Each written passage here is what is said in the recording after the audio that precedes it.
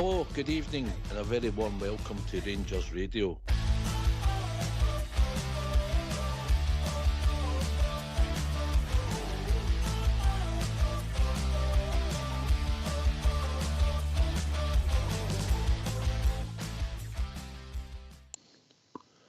Hello, good evening, and welcome to Rangers Radio. I'm Southside, and joining me on the show this evening is Robert and AK.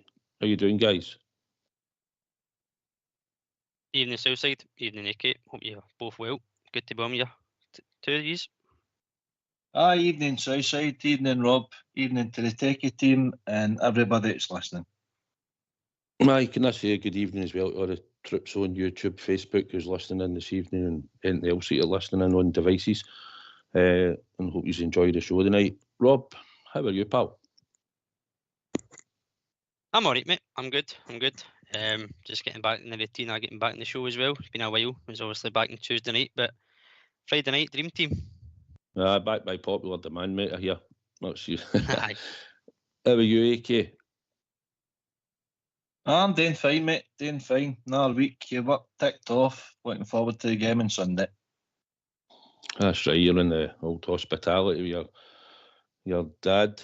Going to up with the high Hegians, so looking forward to that. A day, just my luck, hospitality, and I've got to drive. Well, I've got hospitality and on Sunday, and I don't need to drive, so there you go. Just need to get a lab on the opposite end of hospitality for you, mate, but I might see you before it, you never know. We'll need to find out what time the chauffeur's picking us up on Sunday morning. Well, Robert, I think you done the Tuesday night before we played. If you want to give your wee thoughts on the Rangers on Wednesday night against Aberdeen, we'll just quickly gloss over it and then we'll move on. But if you want to give your thoughts on the performance for Wednesday night. Well, it's comfortable. Although it didn't took a while to get the second goal, mate. I thought we were in control of the game. It didn't look like we were going to concede. Aberdeen were very poor. Completely different side to what we saw up at Pittodrie. A bit surprising the way they approached the game, if I'm honest, but they are on a hell of a run. That's no wins in 12 now, so I didn't expect too much of a threat for them, but I did think it would be a bit of a more kind of end-to-end game. But I thought we looked controlled for the most part of the game. Looked good on the counter-attack with the pace we had down the flanks. Their defence split open quite a few times, and just kind of at times just lacked that final pass into the final third, whether it be just a wee bit too short or behind a player. But overall, another kind of performance to get under the belt. 3 points, 3 goals. I did say 2-0 on the Tuesday night show, so I thought my bet was coming in before Big Dessers put one in the back end net. So, but it's good to see as well Balogun coming back, Tavernier getting some minutes as well ahead of the weekend, and then obviously a big game in Europe come Thursday. But another game under the league belt, mate, and 3 points, and that's all that matters at this stage. Yeah. I said the other night I thought Aberdeen got away lightly. I'd like to have had more goals in the first half, Robert, and I think most people were saying at half time in the concourse, 1-0 didn't justify us getting in there at 1-0. We should have been a lot more, but listen, it's another home game ticked half, and it was a good performance. And I thought St Johnstone were poor at Ibrox, Robert, but I think Aberdeen were just as bad, to be honest.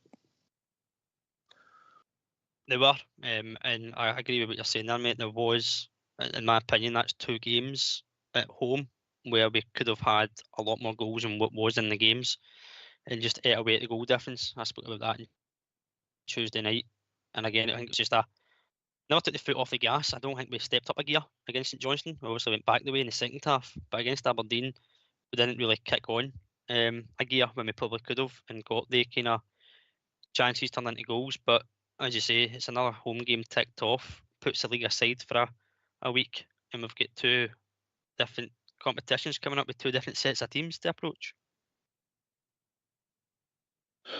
Aye, I'm looking forward to Thursday night, if I'm honest. I know we've got a game to deal with on Sunday, and it's the Scottish Cup, AK, but I think when you're just looking at the next two fixtures, you just got to take your mind off the Man United one, can you really? No, you're right, and you're right to look forward to it as well.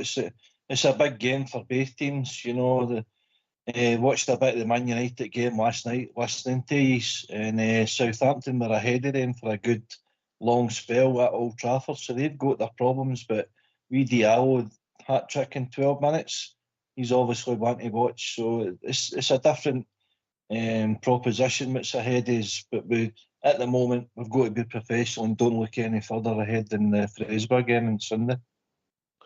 Aye, well, I'll tell you today, we'll do the manager done 2 press conferences today, right, but we're not going to listen to the 2 of them. We'll hear the first part of his press conference. If you 2 guys would like to go on mute, and then what we'll do is we'll just open the phone line straight away. All right, so if you 2 guys want to hit mute, we'll hear what the manager quickly had to say this afternoon. Philippe, how's the squad looking heading into Sunday's game? That Danilo will be out, not a full assessment yet about that case, and Cortes also, and the other players who are not available before will not be available. Jack Butland is still a question mark, but he's also close to coming back into training with the squad. So we will see tomorrow if he can train with the squad and what conclusions to make about that. When it comes to Danilo and Oscar Cortes, are they looking shorter-term injuries, longer-term injuries? Are you able to? No, they're today with specialists. So I'm not a specialist in those things. So we need to hear their assessment first.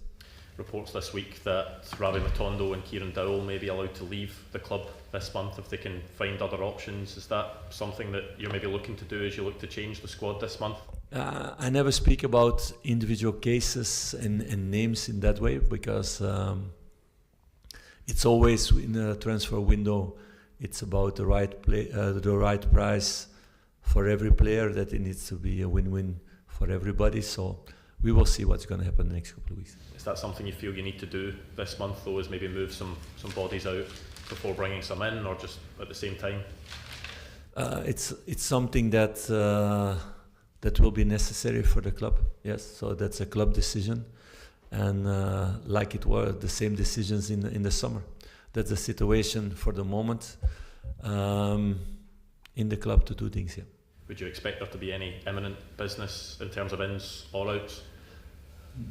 No clue. Of course, I know everything that's going on, but I don't have a clue if there will be something signed fast or not. So the first second that we sign something, we will tell you all directly. So that I can promise. Robin still felt something today, but there's a big chance he will be in the training tomorrow. No guarantee yet from medical staff, but the chance is big.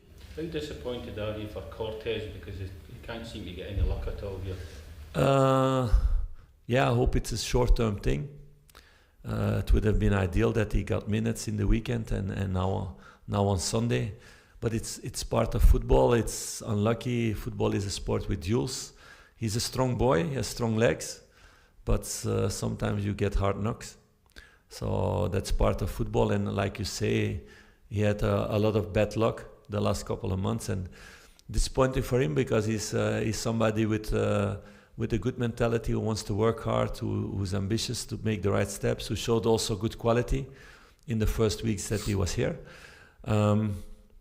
Yeah, sometimes you can have bad luck, and I hope then this is the last part of bad luck for him in his career. The club are obviously committed to signing him in the summer for a big fee. Are you still 100% sure that he's going to have a big impact for this club? Yes, because the injuries that he had afterwards were nothing to do with the injuries that he had last season. So those are decisions made by everybody in the club that he has the talent to do it. So when his physical state will be in a good way, so he needs rhythm for that, he needs training for that. We all know that he has the football qualities, he had the right mentality, he has the right vision also, the overview in the final third. What is very important to have this composure. He showed all of that, so I don't see any reason why he would not make a good career here at Rangers then. And Philippe, Cyril Dessers spoke recently about hoping to stay at the club, but the club may look to move him on. Have you spoken to him about his future here? I've spoken with Cyril why he played less than before, yes, and that's because of the evolution of Hamza also. So we will see what happens. Cyril is working really hard. He's doing everything. He's good in the group. He's a very good lad. He's thinking very collectively, always. He's in support of Hamza. He gave Hamza a lot of tips last couple of months also in the trainings and around games. And he showed that also. Now in the last game, the way he came in, you don't see a player who's disappointed that he's not starting, although he started a lot of games before and scored also a lot of goals. He's somebody who's there for the team. Is there a moment that he wants to play all the games? Then he needs to make a decision. If it's not the case, he's in competition with others that's playing at the top club. I feel like there's a video this morning of the new chairman addressing some of the fans in a director's box at the game during the week. I was not there, so... Yeah, I don't know if you've seen it or not, but he refers to the away results, or he terms it as being horrendous, the away results this season. I just wondered what you made of his choice of words. You need to take in account that my English is not my native language, so horrendous compared to other words. Maybe I don't make the right conclusions about that. No, and I said it also for weeks and months. I'm totally not happy with our away results. So clearly I'm not happy about that, and nobody in the club is. Not players, not staff, not board members, no fans. Home form, everybody's very pleased about that because it's a very good record. In that way, we need to get better away results. We're all aware of that. And that's all been part of the conversation you've had with the new chairman and chief executive, presumably?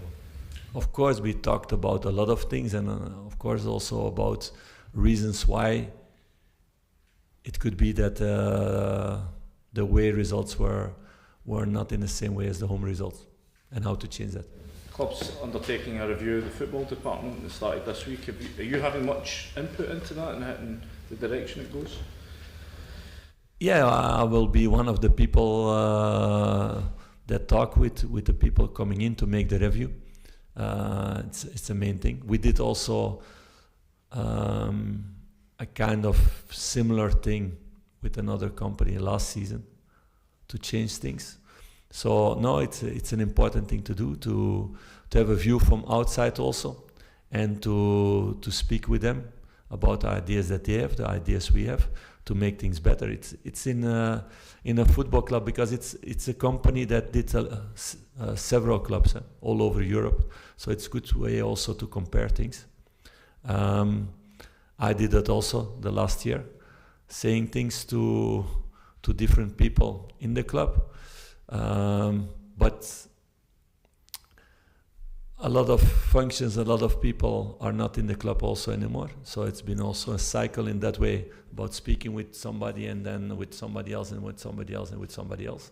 So it's good, like I said, that Patrick is in now and that we can make real changement. Is it when you're working day to day and you're so busy with the small details, you need somebody from the outside that can see the bigger picture? Is that useful in your view?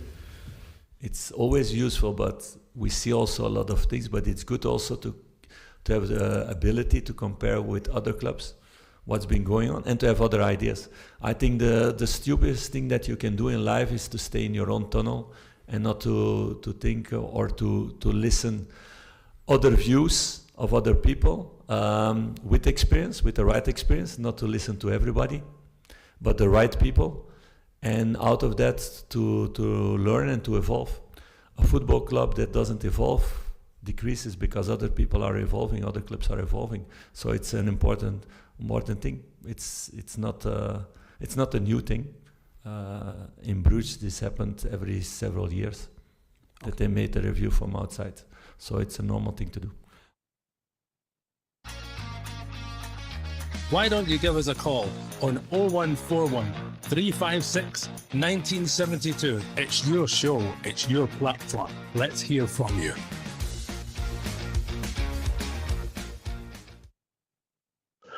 There was a few things to digest out of that. AK, I think probably the first sort of thing was mentioned, the fact that Jack Butland took part in training. And I think if you're taking part in training, I think you would need to take part in the game on Sunday, or a part of it. I think before, possibly. I know goalkeepers are slightly different, but I think you would want to get a bit of a game or all a game under your belt before, if you were available for selection on the Thursday night. Aye, that's just common sense, mate, isn't it? It's, I think Butland will be eager to be involved in that game at Old Trafford. So whether he's playing just one half, either starting or finishing the game, either or, if he's got any inclination that he's going to be starting him at Old Trafford, I think he's got to give him at least 45 minutes on Sunday. So it's good news for Butland, because there was obviously concerns about why he dropped out of the team, and you know, an internal bleed is never a good thing, but hopefully he's made a full recovery and is involved in some capacity on Sunday.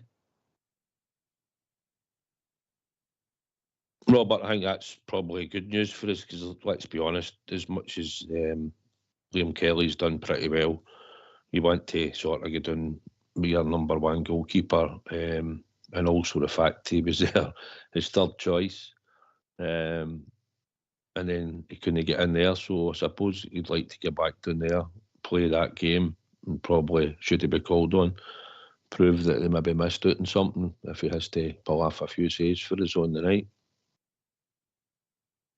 Yeah, you're quite right, mate. I think although there's been question marks about his form of late, and that could be said for quite a few of the players, you still want your number one to be fit and available. Obviously, what injury he got was obviously a bit unfortunate to him, and it came at a time where question marks were obviously raised about his form, and then the injury came about, and it had to take Jack himself to go to social media and kind of put the issues to bed about what is going on, basically, which is a shame in its own accord. But in terms of the football, he'll be keen, as you say, to go down there and prove a point, and I think it'll be big for him as well, as you say, going back to the club he came from, prove a point, but also get back into the thick of things. There's no bigger game, probably, in the next coming weeks that he'd want to be involved in than the one on Thursday night. I would probably give him the whole game at the weekend, if I'm being honest. Obviously not going to be tested much, I don't think, or certainly hope not, but you want him just to kind of be on the pitch, get minutes, getting the ball at his feet again, and just kind of being part of the squad as a whole on the pitch. But certainly Kelly's not done anything wrong in terms of what he's done, but I think you want your most relied goalkeeper available for Thursday. Yes, I agree with what you're saying, Robert. AK, I think just to get a game under his belt, I think you'd not want to make a substitution at all. I think Robert's right, and you probably want to give him the full game if you can. It should be an easy day, but just get back on the grass at Ibrox. Just get a game under your belt before you head down for a European tie. I think it would help him as well, just to get the feel of it back. Playing again. No, I get that, but to be fair, Kelly has come in and did pretty well in the games. You know, I mean, he's kept a clean sheet against Aberdeen, against Celtic there.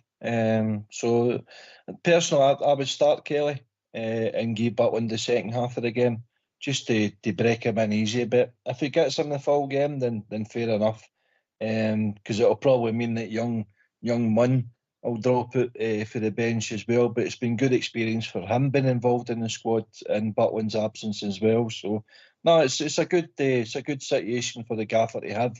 Obviously, once he's number one in for the big game, and if Butland proves his fitness, training sessions come through okay, it's down to his kicking ability and whether he's still feeling a bit of pain. And I think it was an internal bleed in his thigh or something. So that's obviously going to be a factor. But if he plays for the full 90 minutes, I don't have a problem with that. But it's just my opinion, right? Aye. It's all about opinions. I think the other two bits of news that was a bit depressing in a way. I think Robert was Cortez and Denis Law. Both to see the specialists, and he's hopeful that it's not going to be too long before they're back. No, I think our hearts were in a kind of mouse against Aberdeen when Denis Law went down, certainly holding the shoulder. My first thought was that the way he's holding it, it looked like he had dislocated it. Obviously, we'll get the official news once they've had the scans and spoke to the specialists and stuff. But hopefully, it's not a serious injury. It does keep him out for too long because it has hit some form. He's got a good link up with Igaman as well. So it's a shame for Denis Law because he has had his injuries in the past as well, where he did find a bit of form and then obviously got the knee injury, came back, got the run of form again, and got the injury against St Johnstone. And here he is again. As much as we can be annoyed as that we get too many injuries, these three that he's had has just been partial playing football. These happen. The Cortez one, again, we've not seen a lot of him since he's came into the squad again this season. And it's about trying to manage his fitness. And if he's got another niggle there, there'll maybe be another issue that the manager needs to look at in terms of his role within the club, how much of an impact he can make and what sort of player he is physical-wise to kind of keep his fitness going and get over these injuries as well. It does leave his light, certainly in the kind of the wide areas, because Denis Law was starting that wide left. Cortez coming back was a positive. It was another player, a bit of depth. But now it just leaves you Hadji out that wide left if Badrami was to play the central role. Or vice versa. Aye.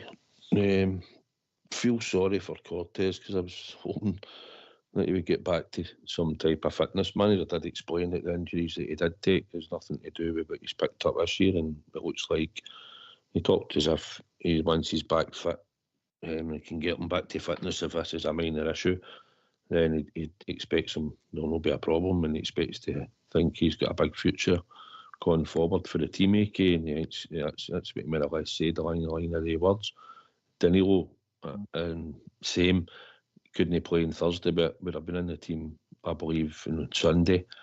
I believe Cortez would probably have started on Sunday as well. They gave him game time, and it's just unfortunate for us that when we get a chance to give them a game and get some fitness, especially into Cortez, and the two of them have picked up whatever type of injuries, not actually explained what they are. Didn't say it was his shoulder either with Denis Law, but that's what he walked off with. But I think in the wee press that he done after the game, I think he said it wasn't his shoulder. So, but I don't know. Oh, really? That's interesting. Well, he certainly came off holding his shoulder, and that's why the medical team came on in the first place.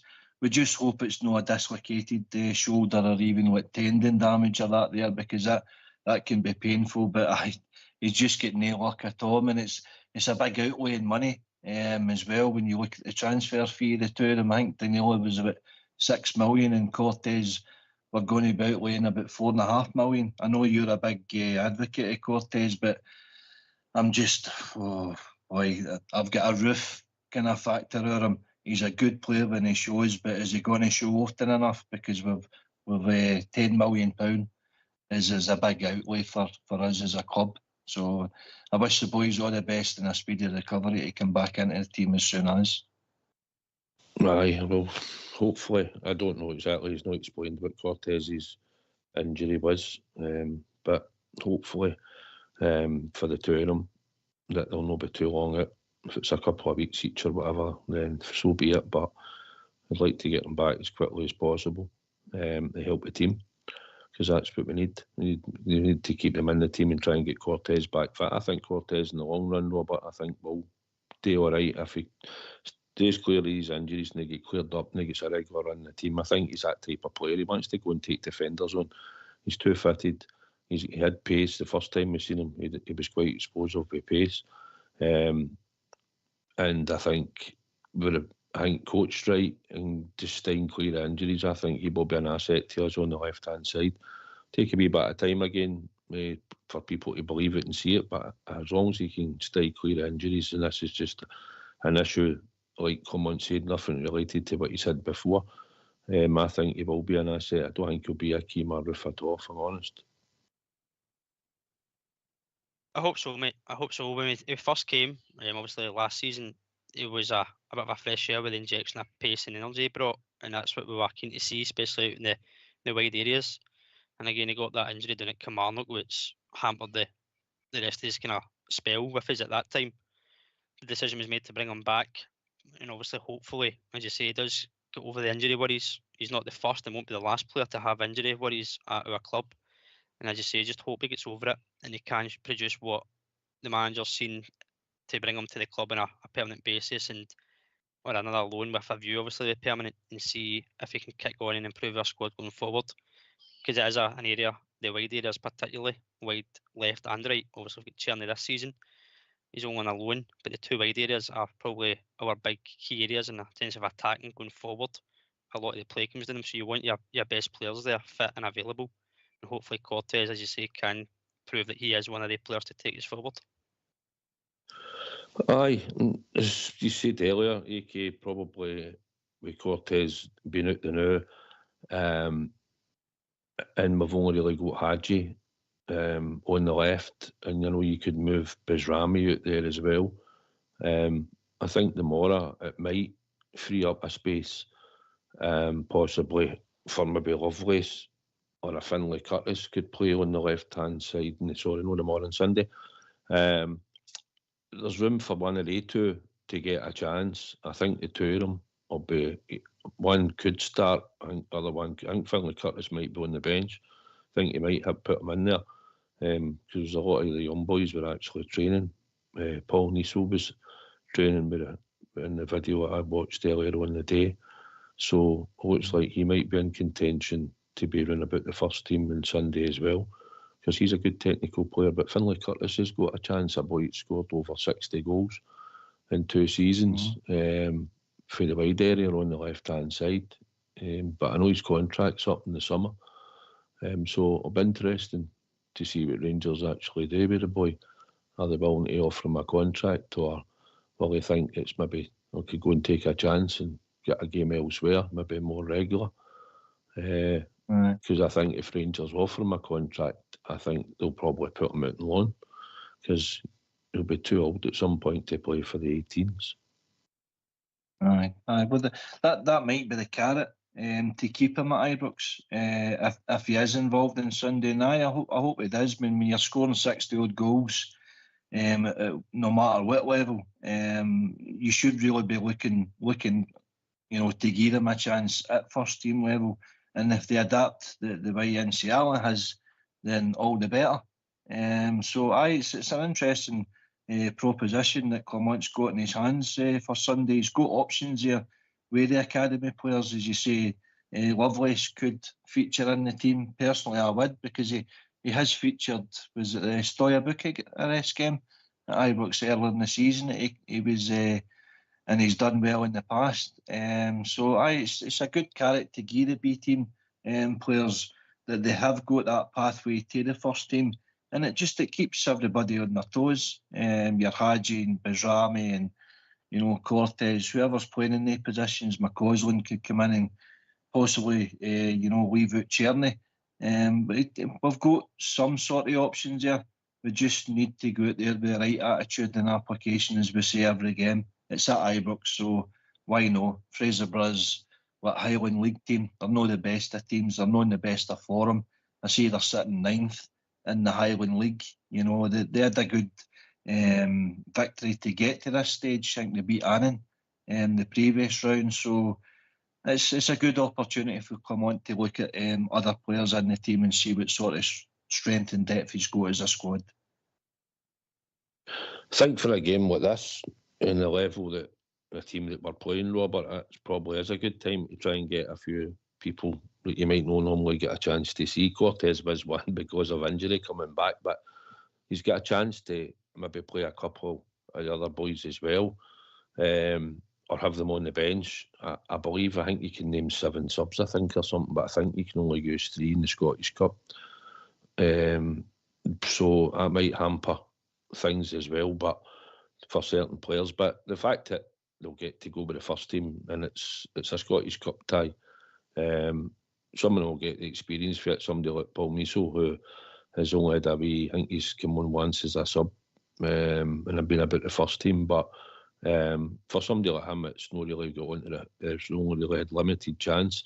It'll be good if he's added to the squad to go to Ibrox and prepare for the game and maybe, you never know, he might get a chance. But I'd rather see him than a Kieran Dowell. I think Kieran Dowell might start the game actually, but I would rather see somebody like him play or come on if you had the choice of the two subs and he was on the bench still. I would rather see a young boy come on, honestly, than see Kieran Dowell, Robert. Absolutely, mate. You're fitting on the head there. The level of opposition we've got on Sunday and the fact it's at Ibrox, it is a great experience for the young boys, even if they don't be fortunate enough to get put on the park. Just been, as you say, in around the squad, in the dressing room, hearing the managers' talks and just being on the bench, experiencing it's first hand for them. If they get on the park, they've got a chance to go and showcase what they can do. Okay, it's not the greatest level of opposition, but you've still got to go and apply yourself, as AK says, to the best performance that you can put into a game and give the manager some thought of how do you progress into this first team? Is there a pathway there for you? Is there scope in further games to be involved in?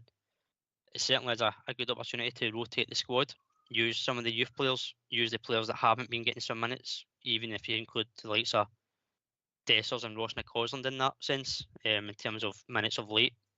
You can rotate this squad.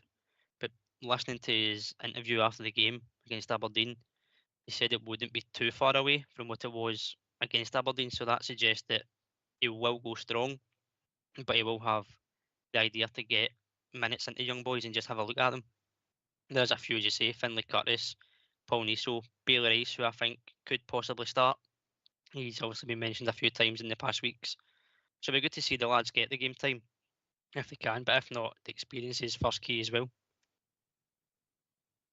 Aye, the fact that Diamandi's suspended for the Thursday night, I thought we'd probably put him in the team and play him, same as if Denis Law hadn't been injured, no been in it. Hadji isn't in it, so I expected like Hadji, Denis Law, Diamandi to play, and I thought he might have put Connor Barron in, to give him some game time, but he might consider, I think he'll have to give him some game time because I think he will possibly feature in the Thursday night down at Old Trafford because Diamandi's suspended possibly and we'll know of Hadji. It'll be interesting, but I think he'll put a strongish team, but I think that might only be because Diamandi's suspended, AK. I don't think we'd play a Bailey Rice and say Diamandi together, or would he go Bailey Rice and Connor Barron starting, just as the two in the midfield? Aye, I get where you're coming from. We want to start well, you know. You want to start with a reasonably strong team. It's all right having, you know, like 3, possibly 4 of the B team, but you don't want like 5 or 6 in there just in case they don't start well and the crowd get on their back. You know, we need to have, well, see the night, Brecon, Hearts are away to Brecon, 1-0 down at half time, aren't they? So that there is potential banana skins out there and we don't want to be one. We've got the home advantage. We've got the advantage of having a far stronger team, far stronger squad than our opponents. It's a pretty reasonably comfortable tie to get through on paper, but you need to go out there and prove it.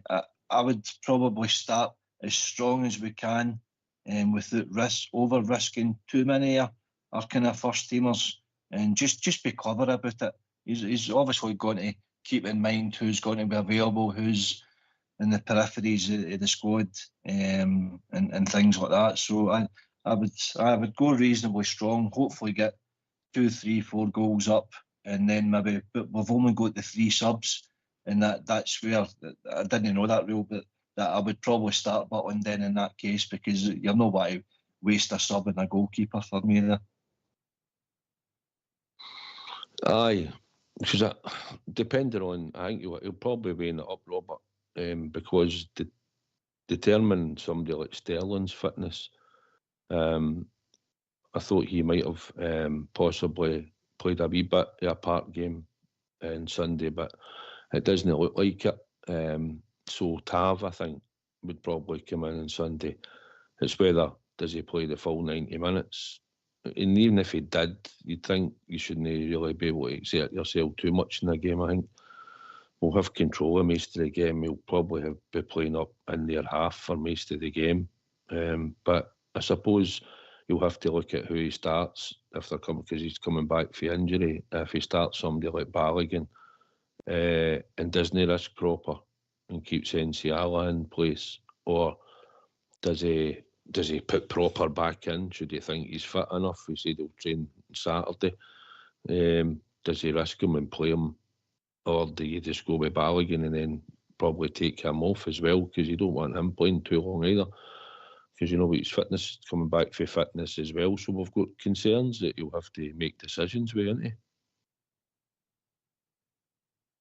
Certainly does, and it's not the worst kind of decisions to have in mind. You've got players coming back from injury. If they're going to be involved in bigger games coming at the end of the next week, you want to get the minutes in the legs. As you said earlier, you don't want to get into a game against Man United at Old Trafford cold. You certainly want to go in with minutes in your legs. I think potentially the both players I mentioned there, Tavernier and Balogun, could start and then come off and give some of the players a good 20-30 minutes if it's a young player that comes on. And again, that's first experience for them. They won't kind of grudge playing that 20-minute, 30-minute period. But it will be interesting to see how he does approach the kind of lineup. I think obviously it will be a strong team, as you said, but it would be good to see some young players get a chance if and when they can. I actually forgot that Diomande was suspended for the Man U game, so potentially he is going to be one midfielder, and you obviously maybe have Raskin missing it on Sunday completely, so that he's fully rested for Thursday night. But it's one of these ones, Southside, you take one game at a time, but you can't not look towards Thursday at the same time, especially with what's on offer come Thursday night in Europa League. I think if it was me, I don't think you've got any issues. You could take out Ignaman, definitely, and you can replace him with Dessers. And you can keep Czerny for Thursday. You're not getting the same sort of quality out there on the right-hand side, but listen, the B team beat Fraserburgh, I'm sure, in the Cup early doors at the start of the season, so I'm not worried. I'd probably bring Ross McCausland in and give him a chance on the right-hand side, and just put him out there, just to make sure Czerny's fine. And I think the other one is Raskin. I think he's another one that you've got to keep fresh, and Bizrami to a point and all, because I think he will play on the Thursday. So if I'm looking across my forward line, AK, I'm looking to probably rest him without any doubt.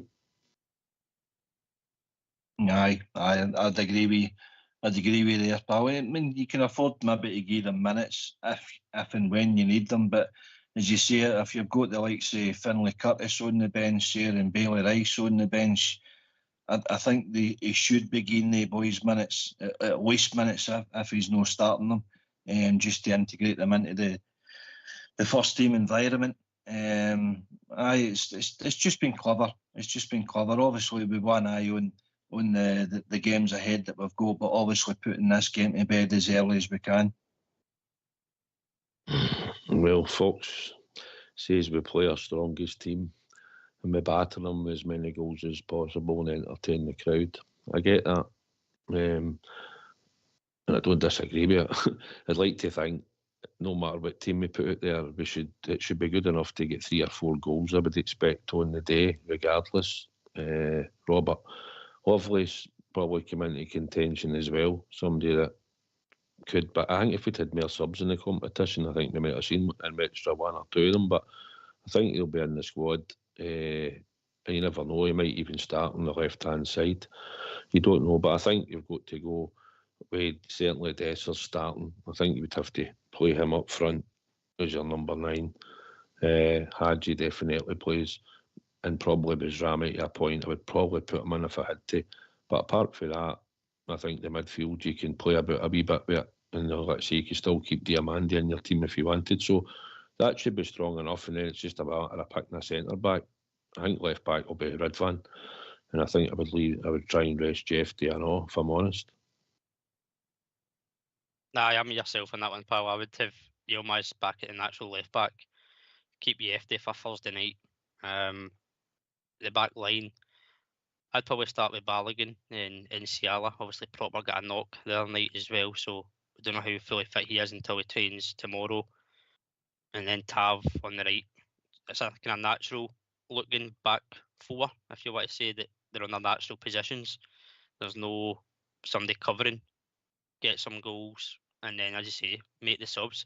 It's disappointing that it is only 3, particularly when you can name 7. Usually you can name 7 and have 5 subs, so a bit disappointing that you can't maybe use the full bench that you want to the potential and what you wanted to have, but you can have the players there that can come on, as you say, the level of opposition we've got. We should have enough in the squad, the matchday squad as a whole, to come on and get the goals going. And you never know, it might be some young boy that comes on and just gets a couple of goals as well, and that does their confidence some world of good. Gives the manager some food for thought as well, if it is a Curtis or a Lovelace coming into the squad. So a big chance for some boys to get some minutes in their legs and get first team experience, but obviously we've got to go and do the job and win the game in front of us.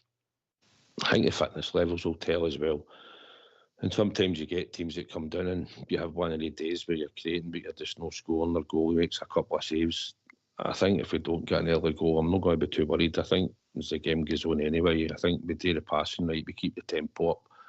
I think the breakthrough will come. And I'd like to hope that we'll do the damage in the first half, but even get into the second half, if we hadn't made the breakthrough in the first half, if we changed the team quite a bit and there wasn't that continuity that started in the first half, I still think we'd get there in the end during the fitness and just keep at them. You can see where they are in the Highland League. So as much as it's a wee bit of a sticky wicket, you don't want to maybe make too many changes, but just fearful one of your key players get injured going down, because we've got a lot of games coming up thick and fast.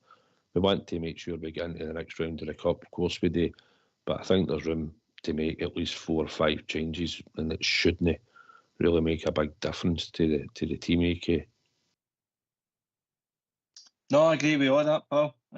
Said that previous comments. We've got 9 games coming up in January. You know, it's a hell of a lot of games to play in a month, and it's mainly all big games. I just think this is an opportunity here to utilise your squad as best as you can. Give some minutes, give a wee bit of like daylight for some of the academy players, that there is that pathway to the first team.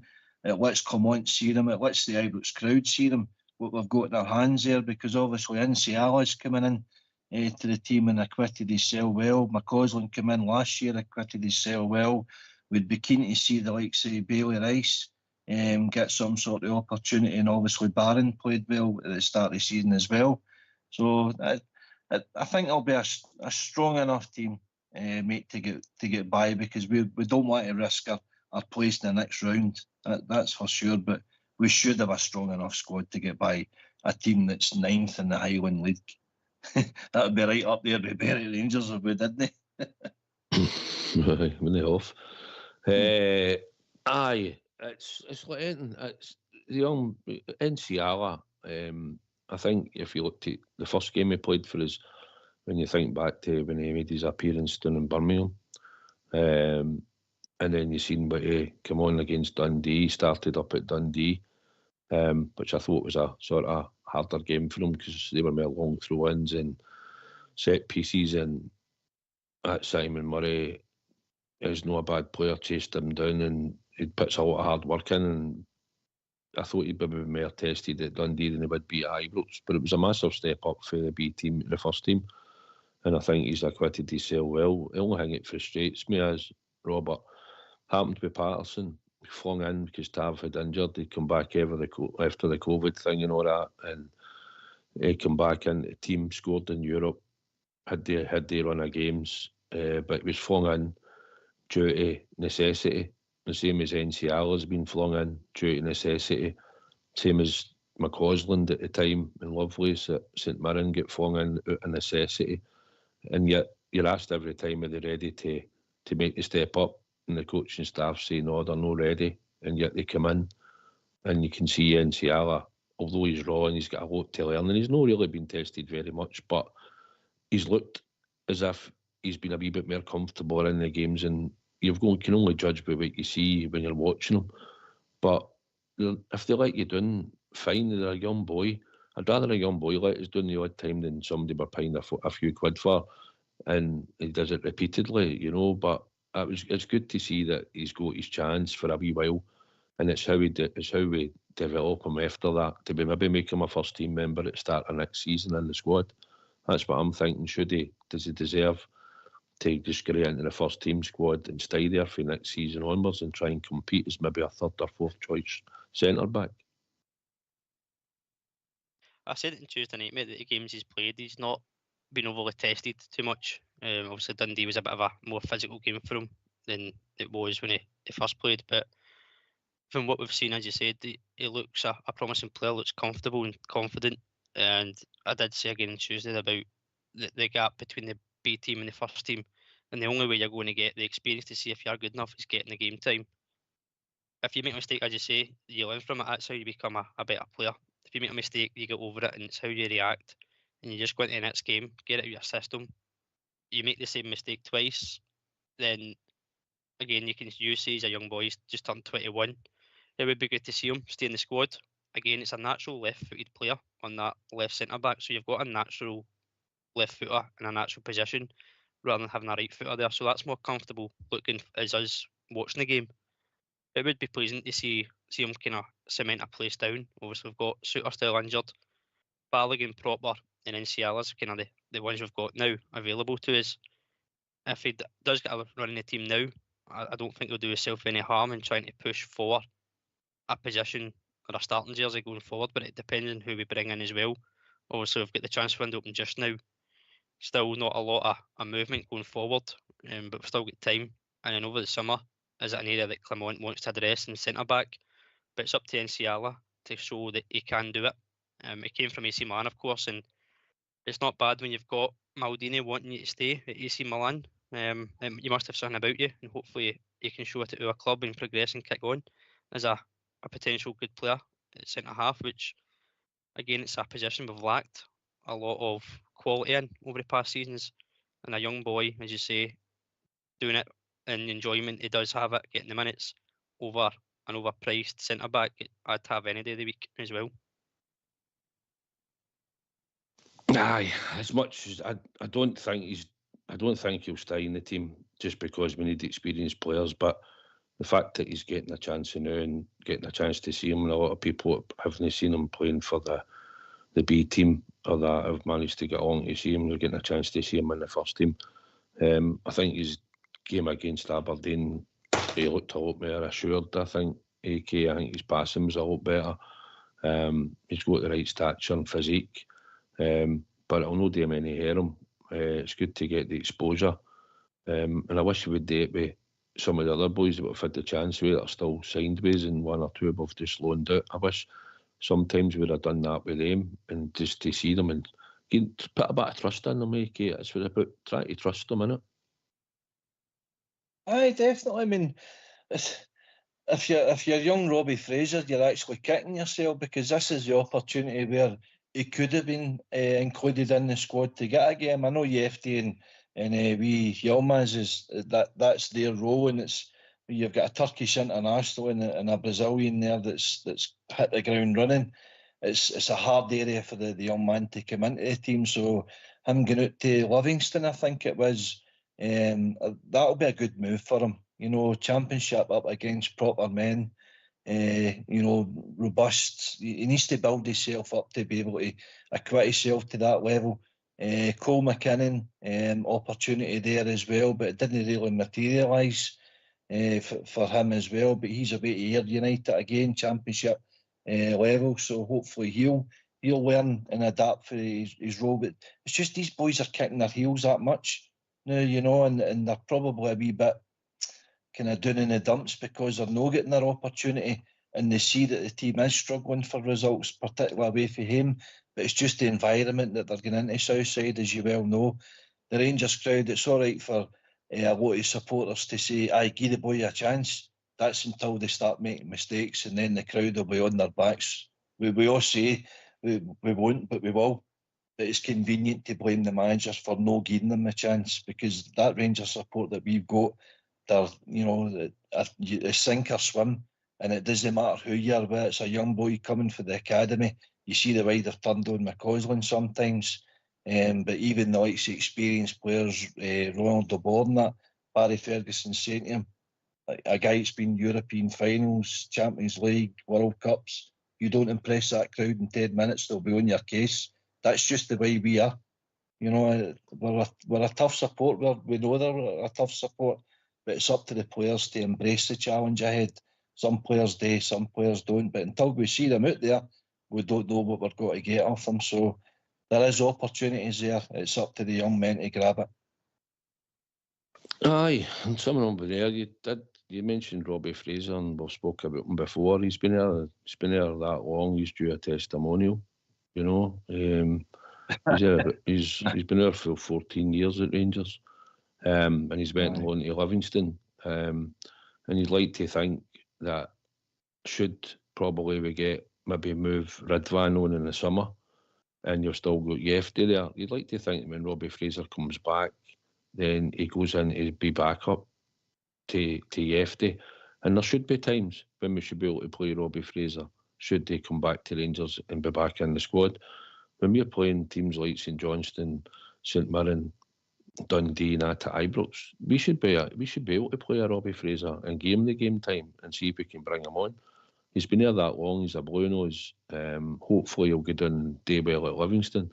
And if he doesn't, if he comes back and we end up selling him, fair enough. We protected ourselves by making him a 2-year contract. But at the end of the day, I want him to succeed at Rangers. He's been there a long time. He wants to be there, obviously. He wants to play for the club. He's had big chances, but he should be back up to Yefty at the start of next season, and hopefully we can progress him into being a good player. And then you would see the fruits of the fact that he's made it. Because that's what we want to see, the young boys come in, and it's a position where you probably can come in from time to time, Robert, and get your chance. Because we paid out roughly close to 5 million for Yilmaz. You've seen the return that we've had on him for the amount of times he's been here, the bit of spells he's had injured. And yet that young boy, manager still didn't pick him or give him chances to come into the team and win at left back. And that's a disappointing thing for me, because he's 22 now, and hopefully this wee spell at 4 or 5 months at Livingston will help him. He'll do well there, and it might change your thought that he might be good enough to come back and be a backup to Yefty. Exactly, mate. As you said earlier, it's about trusting the players themselves. From a manager's point of view, there's two parts of it for me that it kind of goes hand in hand. The first one is obviously the manager trusting the player to come in and do a job and showcase what they can do. But secondly, the player's got to take the chances. AK says there's a chance there, go and grab it. If a young boy goes on loan, as you say, he's been here for 14 years, and not once has he took the huff about not being within the squad. He's obviously worked hard in training. Livingston's had a look at him, thought he would improve their squad, goes on loan. It's on his debut, gets a goal and man of the match. It's a physical league championship. It's quite tight, and it's not one that he's going to not gain any experience from. And as you say, hopefully he comes in to the squad in the summer, can kick on and make a space there for him to be the backup to Yefty, if it were to be the case that we moved Yilmaz on. But we've seen before, when we've loaned players out, we've given the chance to go and showcase and get game time at other clubs. It doesn't always work out, and again, that for me comes down to the player and their attitude and application and wanting to be at the club. Robbie Fraser certainly shows every time that he's come on the park that he's willing to play for the jersey, because he is a blue nose, as you say. He's one of us, and we want to see more of that. We want to see more of the young boys coming through the academy, showing that it is worth the effort we put into it, and get a return on a young player, give them the chance and go and showcase what they can do. And you never know where it takes them in 2-3 seasons. They might end up being a player that we capitalise on financially and we move on and they progress their footballing careers. But obviously at first you want them to be at our club and be successful. And Robbie Fraser is a player that, as you say, he's been around a long time. He'll certainly want to try and make his mark in the first team, and I think he's deserving of it as well. Aye, you want to see them make it, and I think he's showed up pretty well in the B games that he's seen and had a wee chance in the first team, and I wish him all the best. I think Davy Martindale, the way Livingston's gone, no bad to now in that championship down there. I think they're only a few points behind Falkirk. And they start to try and play a bit of football, or I don't like the surface AK, mind you, that he's gone and playing on, but getting game times is the most important thing. And I think Davy Martindale will probably look after him. I would. He's taken him into a men's dressing room now, isn't he? He's away for the tuck shop culture that Albert keeps going on about. It's like a youth academy, like a boys' club sort of environment. So he's stepped him into a men's dressing room. David Martindale will give him a responsibility today for the team, because he obviously sees the ability the boys got. He is a good manager, Martindale, for the level that he's at. They kept Livingston up in the Premier League for a good few seasons there, with probably the smallest budget out the rest of the clubs. So Martindale is, and he's one of us as well. So he's going to be good with the boy, So it's a good environment. Alex Lowry get put out to Hearts and didn't take his opportunity, get put back to his, and he hasn't really materialised since. We had high hopes for him, and I don't think that's going to work out long term. So Robbie Fraser's been given that opportunity. Cole McKinnon's been given that opportunity. So let's hope the two of them take advantage of what's ahead of them, and they come back and as improved players enough to improve our team and maybe even save his own transfer fees. And that's what we're looking for out of our academy. That's the reason why it's there. Aye, Lowry was a standout. Lowry probably got the experience. He came out after the Lowland League. He was a shining light that improved him when they were in the Lowland League. Same as Ross McCausland. He was in the Lowland League as well at that time. And then when they came out the B team and you see them playing in the best V-bests and stuff like that, they were playing in cup ties. Lowry is a talent. There's no question about it. The boy's got some ability. And you can question attitude and application for him if you want. But the one thing he's got a talent. He's gifted.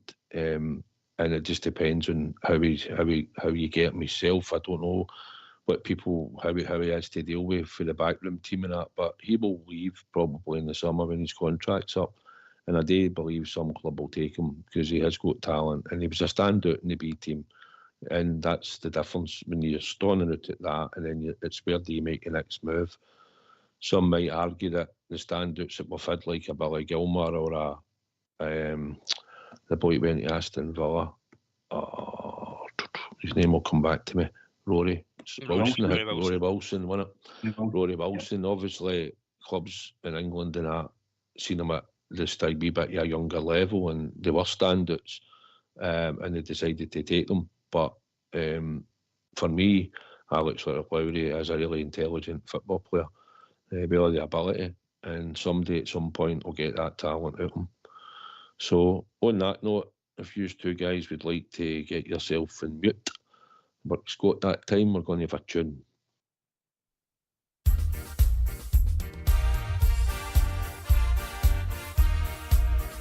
As we go marching down the Paisley Road west, the doors and the windows open wide, you will hear the people cheer, the Glasgow Rangers boys are here. It's Glasgow Rangers for me.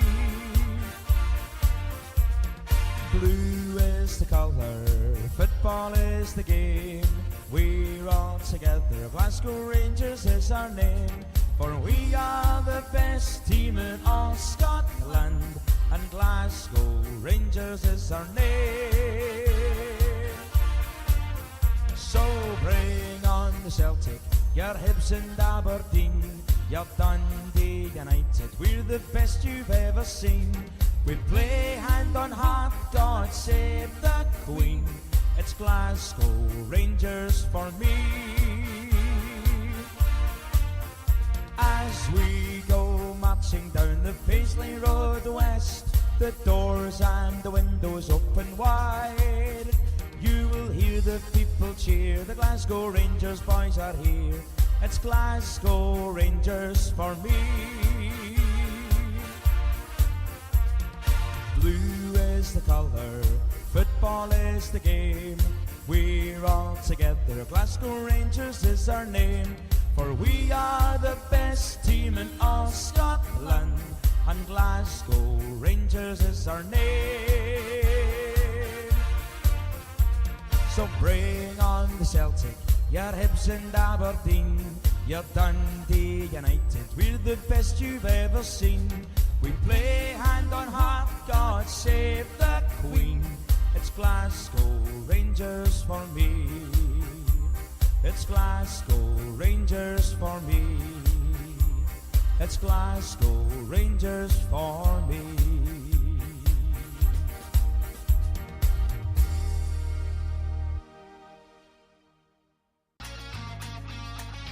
Why don't you give us a call on 0141 356 1972. It's your show, it's your platform. Let's hear from you.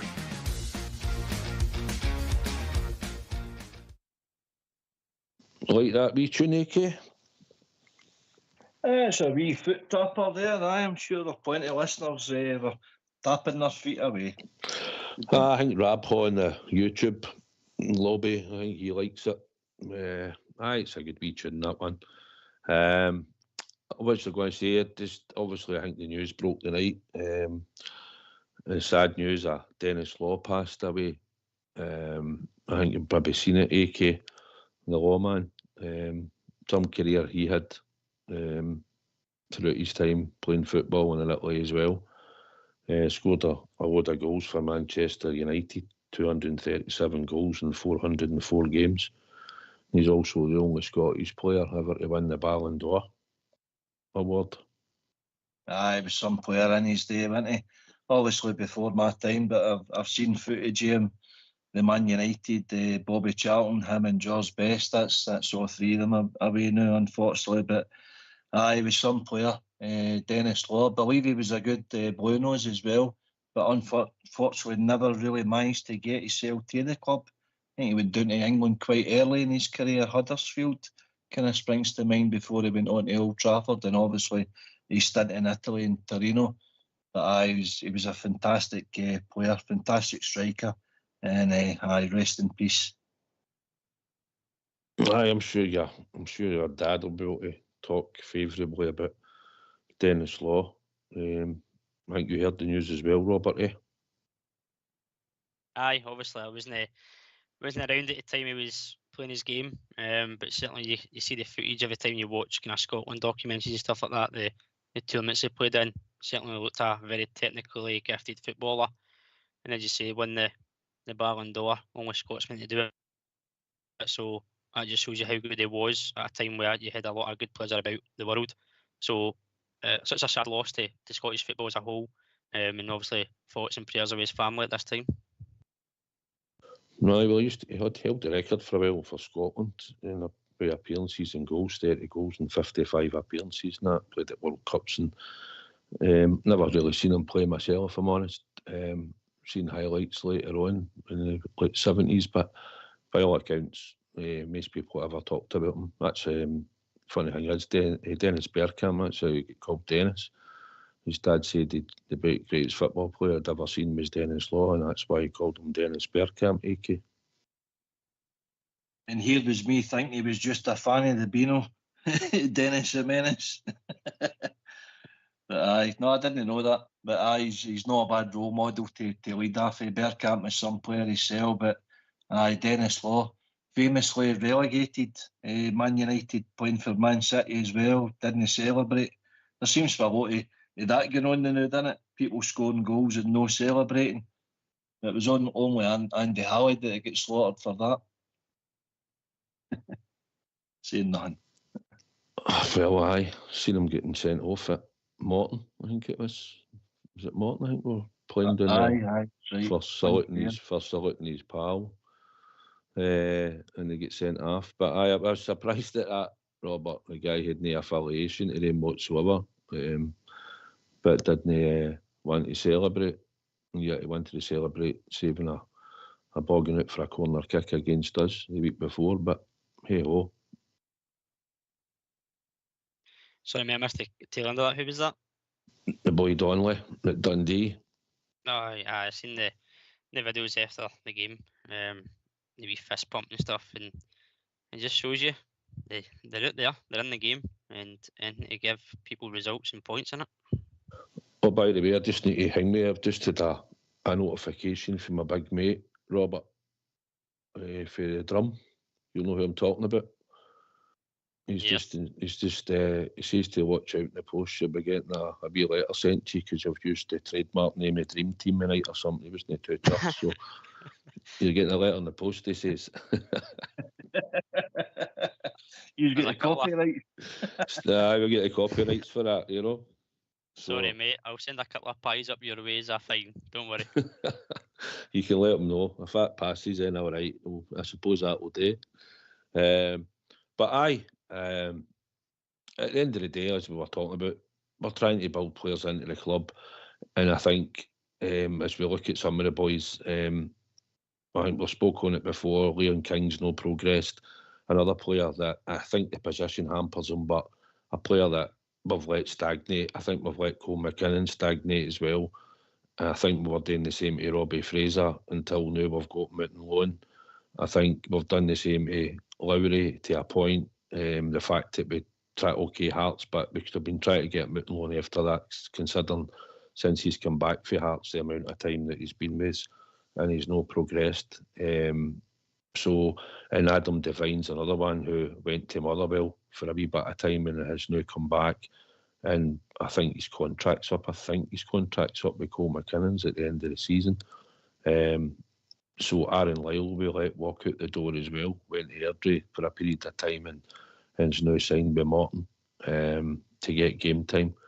So there's a lot of boys there that I think could help. Also, if you add in other ones, you know, we're talking about Lovelace, who's probably going to walk.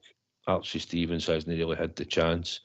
And now we're looking at boys like Paul Miso, who's there, but we don't want to. We'll hope we'll kick on and maybe make it in a year or two, or as quickly as he thinks the manager thinks they're progressing. But there's all boys there. There's another couple of boys. Andy Webster's boys there at centre back. Adam Hutton, the other boys at right back. So we've got a lot of young boys there. It's now what we're going to do with them. Are we just going to look, can we loan some out and hope that they'll progress and come back, or are we just going to have to let them all go to clubs and move them on? That's the thing. AK, that carriage me that long, the money's been spent, and we've not really seen any fruits for it, to be honest. No, you're right, and we've spoken about it at length. Not just in recent weeks, but over the last few years. What is the answer? That should be up to the governing body, you know, because there's a lot of clubs in Scotland, probably too many clubs, to be professional, to have that sort of pyramid system for their academies, for their youth teams, straight up to your first team. And I think that's the problem. There's not enough money in the game, so that's up to the governing body to get better sponsorships into the game for it to filter down. You look across Europe, you know, Portugal, Spain, Italy, Germany, you know, a lot of them all have B teams, and they start at the kind of bottom divisions and work their way up to be like the Division 2 in their countries, and they produce. Belgium's another one. Obviously, Clement spoke about that with Bruges. You see these young guys progressing, and it's good for the country. You know, when you see the level of ability that they're showing, that the clubs nurture them as best as they can, but they need that sort of motivation to get themselves to that first team.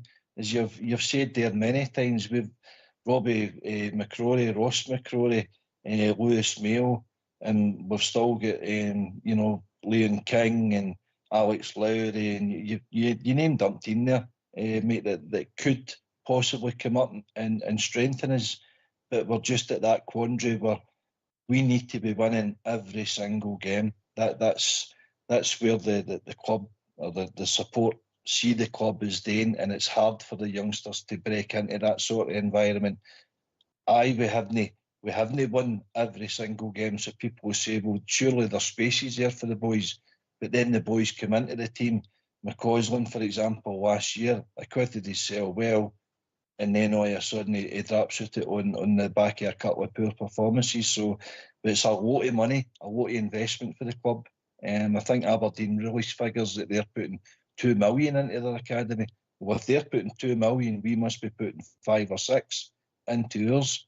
Over a 10, 20-year period, that's a hell of a lot of money we're investing, and we're not really getting a return on that. Patterson, Alan McGregor, Barry Ferguson, Alan Hutton, you're talking about a handful of players, and it's no good enough. So it's really down to the governing body and everybody to get round the table to sort this out once and for all. It's the same. For a lot of these boys were sitting anybody else in the Premier League, they'd be probably playing some game time.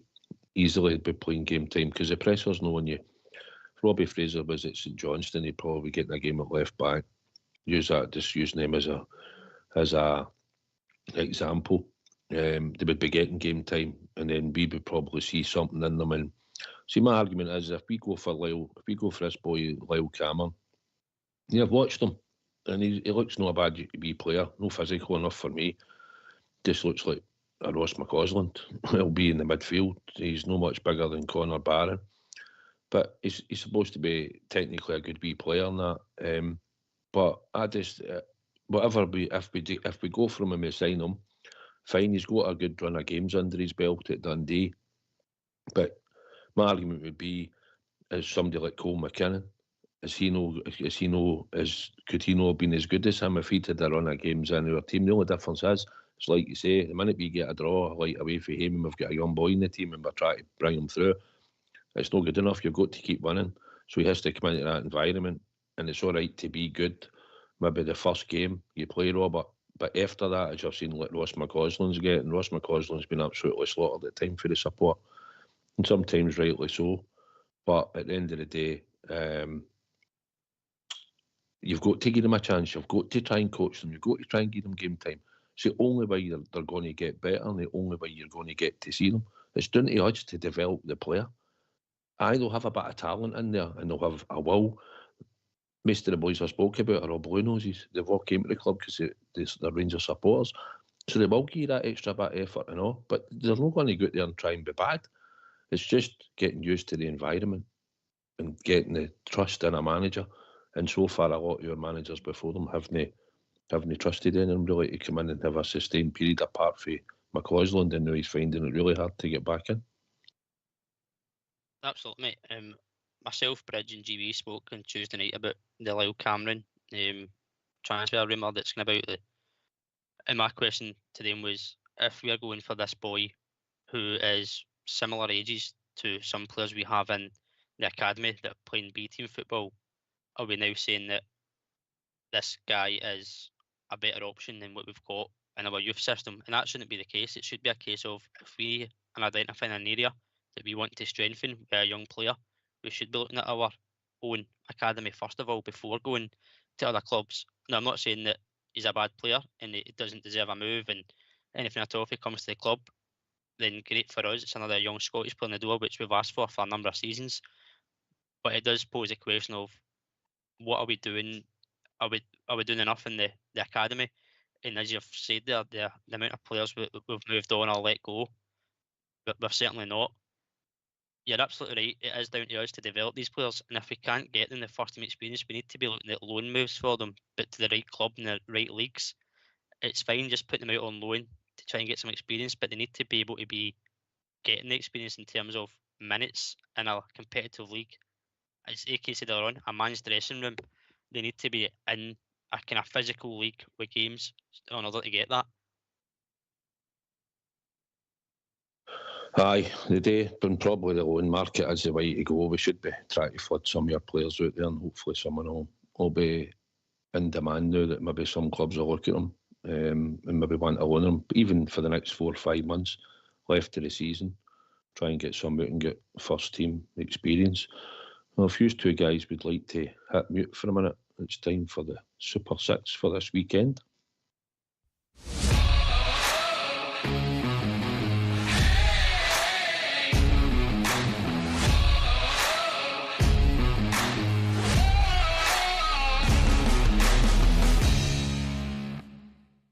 Hi, welcome to Southside Super 6 for January the 18th.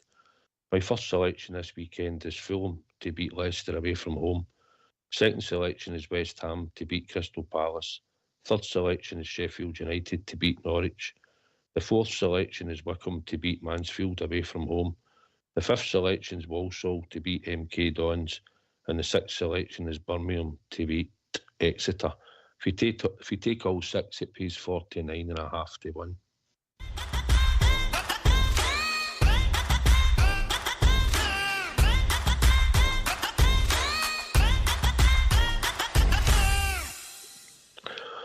Well, AK, Why don't you give us a call on 0141 356 1972? It's your show, it's your platform. Let's hear from you.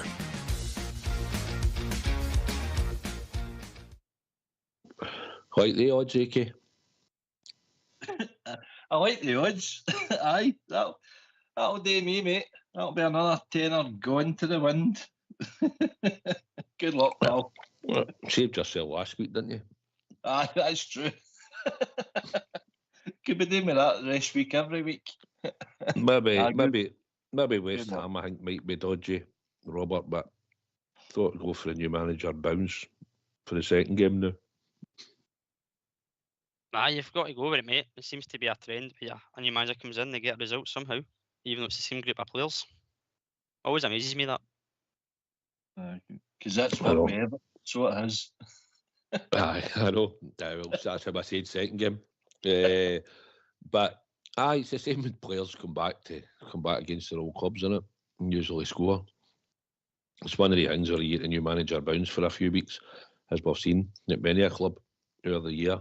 You get that wee bit of run with the same players, and then it just goes back to the same as we've seen happen before as well, AK. We just played a team there during the week. The classic example, Aberdeen. Start of the season was at 8 wins and a draw out of their first 9, and now they've no won their next, 12 there? I don't know what it is, but aye, it's amazing how the players can do that. Man United were another example of that, weren't they? Obviously down tools on Ten Hag. You get a wee bit of a bounce, but I'm not so sure where they're going. Sometimes they can be great. They've had good results against Liverpool and that there recently, and obviously yesterday, but they can be awful just the same. So aye, but that's players that's cost them hundreds of millions. That's the difference. Well, we were in the sort of talking about players and that. One player I think who's shown a good bit of form of late, Robert, and I think there's been a few clubs, well, it's been mentioned in the press a few times, probably usual, try to unsettle one of your players, but speculation on Czerny. There seems to have been attracting a bit of interest, and I think probably due to his form, his goal scoring, and probably showing up in Europe with the performances. And I think if he goes down Thursday night and there's a really good game down there, if there's clubs looking at him, it'll probably highlight it. But at the end of the day, we want him to keep staying in the form that he's in, and hopefully we'll have him at the end of the season. I hope so, mate. We spoke, obviously, right at the start of the season, a couple of games in, that he was showing glimpses, and we wanted it on a more consistent basis. He's certainly been doing that the past few weeks. I mean, you look at the Motherwell game, for example, he brings him on at half-time along with Iggyman, and they're probably two players that change the game in the second half. So it just shows you how much of an impact he has as an individual. You can see the class he's got. He's certainly a level above, and I think we are certainly getting a good player at the minute on loan, but that's the risk of a loan. You get a player who you want to strengthen your squad for the season ahead, and they obviously want to go and showcase what they can do towards their parent club, but also when they do that, it does attract interest elsewhere. But as you say, hopefully we can continue to keep them to the end of the season. And I know it's again speculation, but they always see it in the press that there's players linked to moves, especially a loan player. And then you always see the flip side to that report of he's keen to stay and would like a permanent move. We've seen it last season with Abdallah Sima. The old motto is never fall in love with a loan player, it seems. But we've got him here and hopefully continues his form. I don't see him being part of the squad this weekend. Keep him fresh for Thursday, as you say, and show his potential on a bigger stage in Europe yet again. His form's been got better. I know he's got a couple of faults. He doesn't usually challenge in the air for a ball, and he can be pushed off it, knocked off it a bit easy at times. But I think his vision, his passing, his quick feet, his wee 1-2s he can play. I think he's as technically he's got a lot better for what he was at the start of the season. I think it's a more settled sort of formation he's in. I think he's a game changer, AK. He certainly contributed with goals and assists, pal. Aye, definitely. And as you say, that I think some of the support were questioning a wee bit. No, his ability, but maybe his attitude, his mentality was a wee bit suspect. I remember the game at Ibrox, I think it was Hibs at Ibrox, where he had a wee pop back at the crowd as he was walking off and come on, put the arm round the shoulder for him. Obviously, following up that, he had a horror miss against Leon. But after that, he admitted he spoke in depth, a personal conversation with Clement, felt a lot better about doing that, opening up to the gaffer. The gaffer had a trust in him, and he's returned it, in spades with the goal contributions. He is something different. He's not perfect. If he was, he wouldn't be playing with us, mate. I think, was he Ajax he came for us because he wanted to play at as big a club as Ajax, the history of being a winner, and proved to them, or was it Germany, Wolfsburg or something, can't mind, but he's got attributes that he can go back there. If we don't afford him, I don't see us being able to afford the transfer fee, but he's got a good career in front of him, and he has showed a good attitude as well. Thanks for that, Rob. I thought it was Wolfsburg. But I think he's played at Ajax before as well, hasn't he? I think he did might start his career possibly, I'm not sure. But no, he's an international, isn't he? I think he's got great vision and passing, and I think him and Tav had formed up a decent sort of partnership. But I think he seems to be able to, in the system that we play at times you can see that he gets into a lot of space in the sort of system we play. Robert, and I just think when he gets that bit of space and grass to move into, it opens up for him. And let's say if you've got a runner running off him, it helps him. But the fact he can use his 2 feet, or he can play that pass, I mean, that one he played to Scott Wright at Hampden was unbelievable. I mean, I've seen a good few passes for players in my time that splits teams and defences, but that pass with vision that day, I was like, wow. It just made you go, wow, what that? That was unbelievable.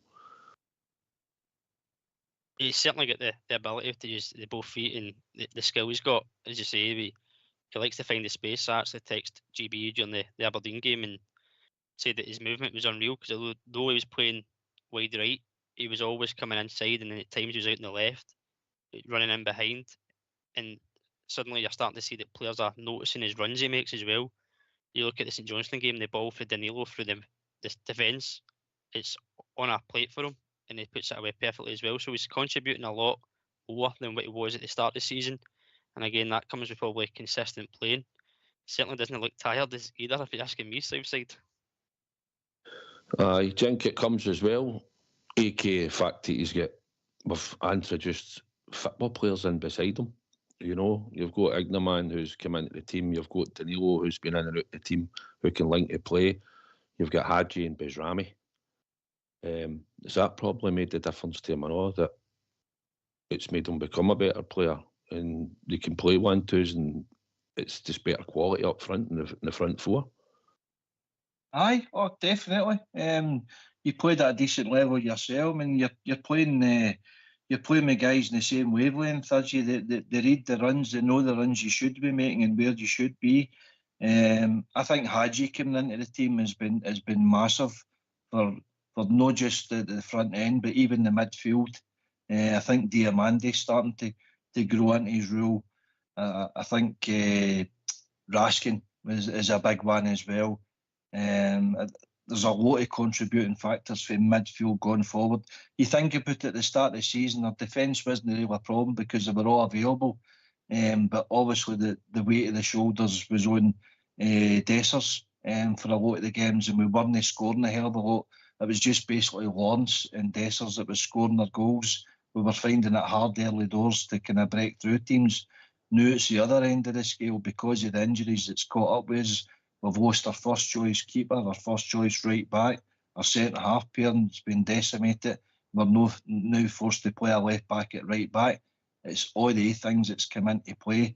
It's upset the apple cart, but hopefully we're starting to get, Butland, Tavernier, Balogun back. Suter, we still don't know. All these factors, they contribute to inconsistencies, results. Home form is not a problem. European form is not a problem. The biggie that's killed us is away form, as we all know. So we need to rectify that. Aye, but Rami, I like him as a player. I think he works the instruction. I think when he's gaining instruction, and I think in the two games that he was asked to go and just disrupt their mob for other City in the two games, I think he done it well. I think he's an intelligent player. My only frustration with him, Robert, is he's not scoring enough. That's been my issue, or even having pots at goal when he's had a couple of chances. But I think he's a good player. I think in time we'll see Merriam as the time goes on. Aye, I agree with that, mate. I think he has got a potential, again, as you say, about Tierney. It's probably the consistency of having players about you. If Bajami's in a starting role, the better players that are about you, the better you perform as well, and you've got that chemistry. And it'll probably take a bit of time for him to find the players that run and find the players that want the ball to feet, and again get himself got on his score sheet and get the chances created. He is intelligent, you can see that. But as you said, the two games that he played against that lot, he got the instructions of the dirty side of the game. It wasn't all pleasing football. It was the tracking back, the man marking, and he done it to a T, and that's how it affected the game in that sense. So he certainly got the instructions to a key. It's just about getting the goals and assists, particularly in the position that he plays. Do you think he was more effective on the left, AK, in games than he has been since he's sort of moved in a bit?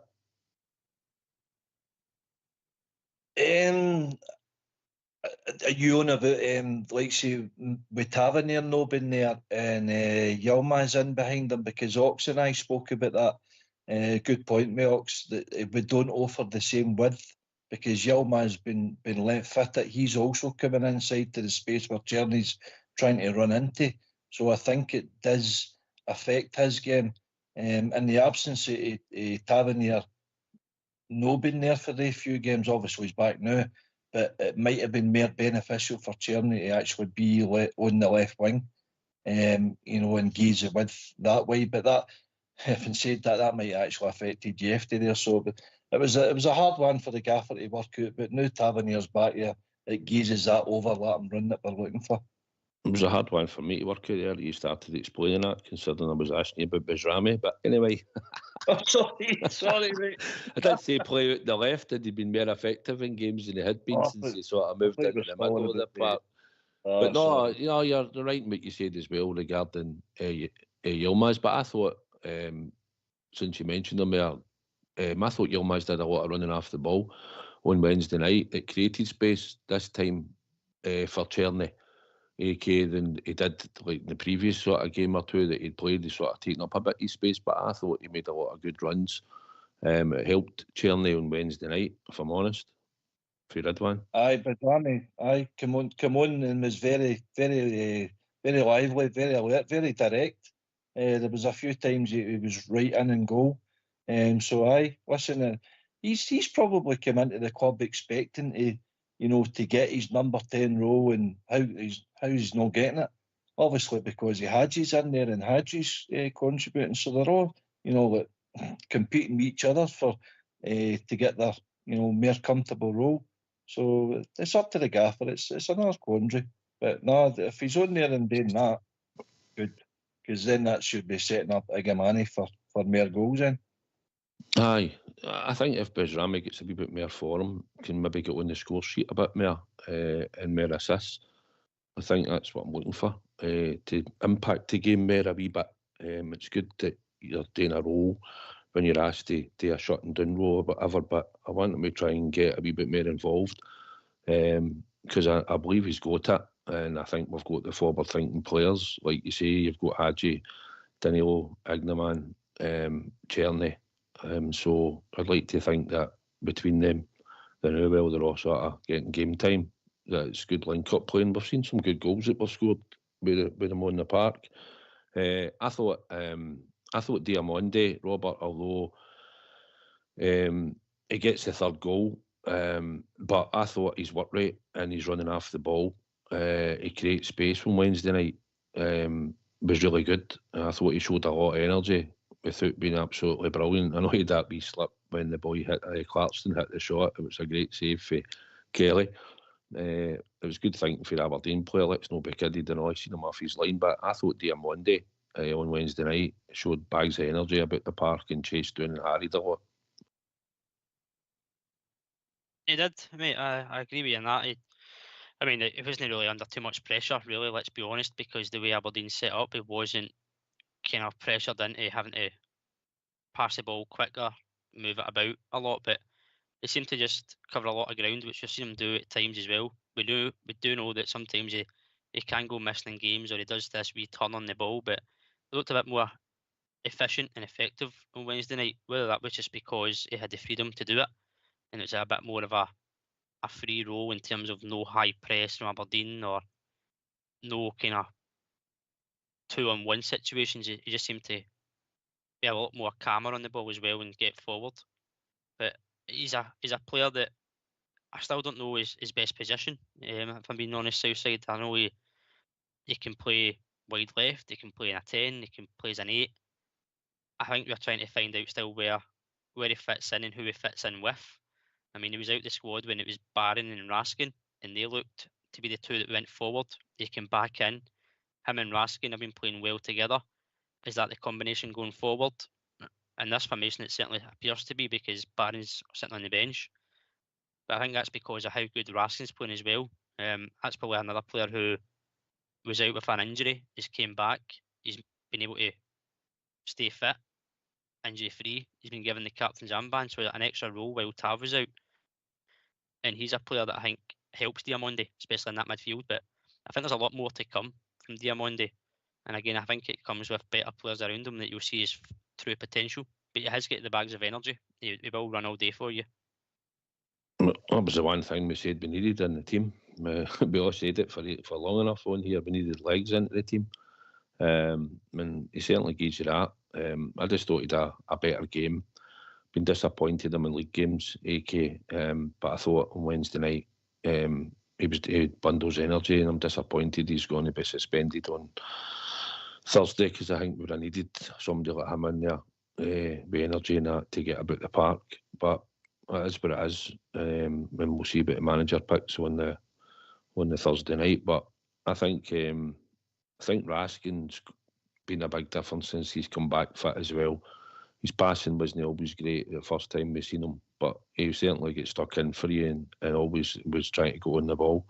And since he's come back fit, I think he's proved that he's been really good, staying injury-free, and been running games to a point in the midfield, and controlling it to a large extent. And that's something that I think maybe a lot of people and some of the support doubted that he could do, because they'd read and seen a lot of criticism criticism, and I kept saying I'd love to have seen Barron. If we'd played a 3, I wanted to see Barron, Diamande, and Raskin in the midfield at the 3, but it's not worked out like that. He sticks to the 2, and he's been outstanding in a lot of games, hasn't he?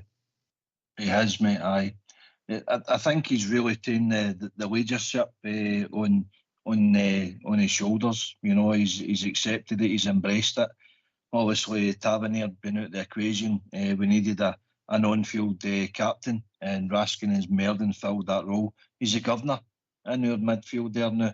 He really is bossing teams in there, and he's in the referee's ear a lot, which I like as well, because the captain's armband gives him that free role to be able to do that. You know, so I think he's come in there really and acquitted himself this year. Hadji coming back into the team, as I say, has really, you know, improved the team as well. So it's looking good. Diamande, as you say, there has improvements been made there in his behalf, but I think he was just learning the role to play it in the team for what the gaffer wanted him to do. And obviously it's took him time to do that, but he's developing into a key player for us, and he will be a miss on Thursday night away at Old Trafford. But we'll just need to give you an opportunity for somebody else. That's why we have the squad that we've got. So hopefully whoever comes in there acquits himself well as well. Aye. We had you missing. There's going to be a couple of spots up for grabs. So on Thursday night. But no, Conor Barron obviously at the start of the season, because like we said, we only really had him in the midfield and he was doing well, and you could see that he was making a difference to our midfield. But I just think the quality levels went up slightly since Raskin's come back in, and you can see the job he's doing. And at the moment, I'll say it, Raskin at the moment is a better player than Conor Barron. The wee man will have a future ways. And he'll obviously watch and learn from what Raskin's doing on the park as well, if he's coming in to do that job. But first and foremost, he has to go out and play as himself.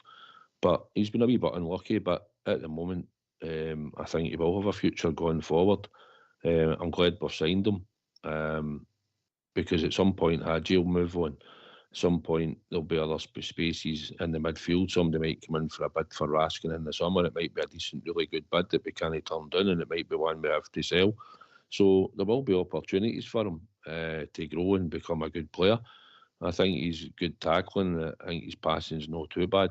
Just think he's young, and he obviously makes mistakes from time to time, as a young player will. But I can see him having a good future at Rangers, and I think getting the right coaching, which he's getting and learning, I think he'll become a good player. If we move on to Yefty, as we spoke about, you can see the difference in him as well, Robert, can't you? Since we first got him, he's up and down the park, he's understanding the system.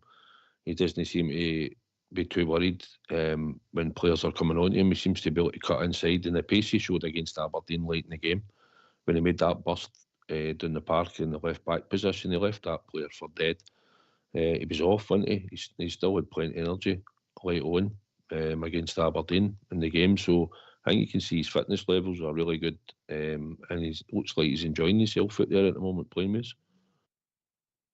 He does, and right at the start of the season, when we obviously assessed the players that had come in, he probably gave him and Barron the pass marks. The rest probably had the jury out marker on them.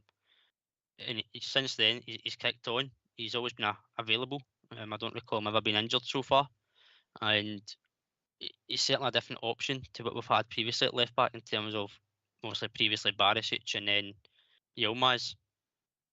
One thing I will say, Southsiders, I've not seen too much of the past kind of games recently, whether it's a different tactical approach or not, is at the start of the season he was getting down in the line and putting the ball in with his left foot. He's got a good delivery on him. Now he seems to be kind of more inverted fullback, if you want to put it in that sense. He's cutting inside and driving into the middle of the park. I would probably just like to see him get a bit more forward with the delivery he's got. But certainly, again, bags of energy, and that's what you want for your fullbacks. We've seen it from Tav in years going by. and to be a young age that he is, a Brazilian, I think he's got a big career ahead of himself at Rangers as well. And there's not many good left backs out there, and he certainly seems to be one that we've picked up. And again, hopefully, can progress into a regular player. Seems to be the case that he's got the jersey. Yilmaz has came back from injury and he's had to play different positions, whether it be obviously right back recently and then left wing. So Yefty's come in, made that spot his, and the way he's going, he's certainly going to keep that for a good few months ahead. Obviously, again, depending what happens in the summer and things, you might have a player that gives him good competition, which is healthy to have, and they might see him kick on an extra level than what he's shown already. So promising signs from the young boy. I think he's looked pretty decent in a lot of games now. I think he's developing into a really good left back. Still young, got a lot of experience, and will be tested in a lot of games going forward. But I could he's got good pace, and when he comes inside, AK, it opens up the pitch for him at times. But I think, as Robert said, in Wednesday night, he did get to the byline a few times. He put a lovely ball across that 6-yard line. We had 3 players standing like statues. None of them made a run for it to just tap it in the net. But I agree. He's got good pace, and if he can get to the byline and get balls across, I think has he scored yet? I think he scored yet, has he? No, I don't think so. I don't recollect any of this. I don't recall either that. No, I don't think he has, but maybe even that. I'm hoping he'll go on the score sheet soon as all. But as long as he's creating, he looks like he's got bags of energy, and I think he's looking one of our fitter players at the moment. To be honest, when I'm looking at the team. Aye, well, listen, I think there was a lot of kind of stories floating about when Yefty was signed. He's another Tavernier. He's great going forward, but he can't defend worth a monkeys. I don't see him as as vulnerable as what Tavernier was in a lot of occasions at the left back area. There doesn't seem to be a lot of joy in teams attacking us down that right wing to suggest that he is a vulnerability at the back, and he's got assets going forward. His pace, his drive, his leap as well. Unlucky he gets sent off against Dynamo Kiev at Hampden earlier in the season, but he's another one that's grew into the role. Southside, he'll be wondering what it's all about. 20-year-old in Scotland, the big club, big environment, expected to win every week. I think he's played more games already this season than he did the entire season last year. And we're only what 2/3 of the way through the season, not even that. So there's a lot of big games in front of him. He's developed in there, probably better than a lot he's expected. And to be honest, he's made that left back his aim. So he's keeping a Turkish left back £5 million signing out of the team because of how well he's playing. So now keep it up, young man. Aye, that's what it's the players we've talked about. I mean, although Hadji as well, for what he's done since he's sorted out the contract issue with the club and the effect that he's had in the team since he's came back, I'd take my hat off to him as well. I think he showed the right attitude and application when he's talked. I think he's talked positively and talked about we have to keep winning no matter what, and draws aren't good enough in that. So I think at the moment he's doing well for us as well. So I look at Robert as the squad now. Obviously Hadji, Cherny will be out probably in the long run. But the nucleus of what we've talked about, and obviously adding hopefully a couple of players. There's a couple of rumours tonight. We might have the Lille centre back in on loan, and there's another couple of people out there that have said we might be getting this player, that player. So we're trying to add to the squad. But I think the longer we keep the sort of squad together and they're learning together, and they just sort out this away for them and inconsistencies, and you can fling in Enciala in the longer term, probably know the shorter term at the moment. I think you can see that we've got a nucleus there, and it's just about adding to it and trying to get a bit more quality into the squad, and maybe a wee bit older heads here and there to experience, and I think it'll help the squad massively. Absolutely, mate. And it's certainly a young squad as well when you look at it. The players that are rumoured to be coming in, the players that we've brought in already. I mean, you look at Yefty, you wouldn't think he's 21, and Ciela's just turned 21. Barron's a young age, Diamondi's young. Igaman, you can see the route we're going down, and if we can have these boys at your club for a number of years, as I said, they'll certainly get a lot more levels in their game. They'll improve going forward, and the more, as you say, they play together and they play well together as well. But when it does go wrong, and it is tough, which it has been, that they all stick together, then we'll certainly see elements of how they can progress going forward, and that's certainly a good thing for your club. And it is about the recruitment, how we bring in transfers or loans, whatever it may be. We bring in the right players for the right positions and at the right age as well. But I get as well, as you say, the experienced heads, we always need that in a team, just to give the young boys some advice, even if it's in training, in the dressing room. You always need an older, wiser head. That's why I'm here with you two. By the way, just before we carry on, I want to give a shout out to old Mac and wish him a speedy recovery. He's in the hospital now. He's a good friend of the show and a long time listener, and good friends to people on the show. So all the best, Mac, and I hope you get soon, son. All the best, Mac. All the best. Aye, I can see, like I say, we've got a young team, a young squad. If you're probably looking at the job that Coppin's done since he came in, if we can get the sort of signings that we've had so far, obviously Cortez, we need to wait and see. Obviously, everybody will say the jury's out on him at the moment, but I think when he comes back fitting well, I think he'll be another one that'll add to it. So, do you think Coppin's going down the right path at the moment, Robert? You think quite happy with what you sort of brought in?